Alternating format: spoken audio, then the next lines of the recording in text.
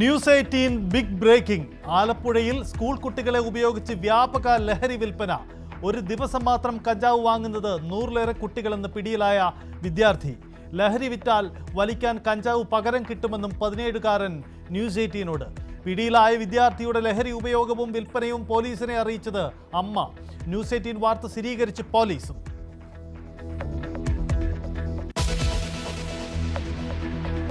അതൊരു റൈറ്റ് ടൈമിലല്ലായിരുന്നു അങ്ങനെ ഒരു കോള് വന്നത്. ഞാൻ മാനസികമായി തകർന്നിരിക്കുന്ന ഒരു സമയത്ത് ഒരു ഭീഷണി സ്വരത്തിൽ എന്നെ വിളിക്കുമ്പോൾ അന്ന് എനിക്കത് ഒരുപാട് വിഷമം ഉണ്ടാക്കിയ ഒരു കാര്യം കൂടെയായിരുന്നു. അതുകൊണ്ടായിരിക്കാം ചോദിച്ചപ്പോൾ ഞാനത് പറഞ്ഞത്. മമ്മൂട്ടിക്കെതിരെ സാന്ദ്ര തോമസ്. ലൈംഗിക അതിക്രമ കേസിൽ നിന്നും പിന്മാറാൻ ആവശ്യപ്പെട്ട് വിളിച്ചത് ഭീഷണിയുടെ സ്വരത്തിൽ. പ്രതികരിക്കുന്ന സ്ത്രീകളെ പിന്തിരിപ്പിക്കുന്നവരാണ് സൂപ്പർ താരങ്ങളെന്ന് സാന്ദ്ര.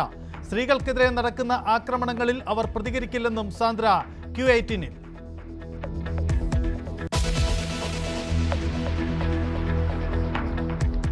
എഴുപത്തിയൊൻപതാം സ്വാതന്ത്ര്യദിന ശോഭയിൽ രാജ്യം. ചെങ്കോട്ടയിൽ ദേശീയ പതാക ഉയർത്തി പ്രധാനമന്ത്രി. ചെങ്കോട്ട പ്രസംഗത്തിൽ പാകിസ്ഥാനെതിരെ ആഞ്ഞടിച്ച് മോദി. ആണവായുധം കാട്ടിയുള്ള ഭീഷണി ഇന്ത്യയോട് न्यूक्लियर ब्लैकमेल लंबे अरसे से चलाया, अब वो ब्लैकमेल नहीं सहा जाएगा. സംസ്ഥാനത്തും വിപുലമായ സ്വാതന്ത്ര്യദിന ആഘോഷങ്ങൾ.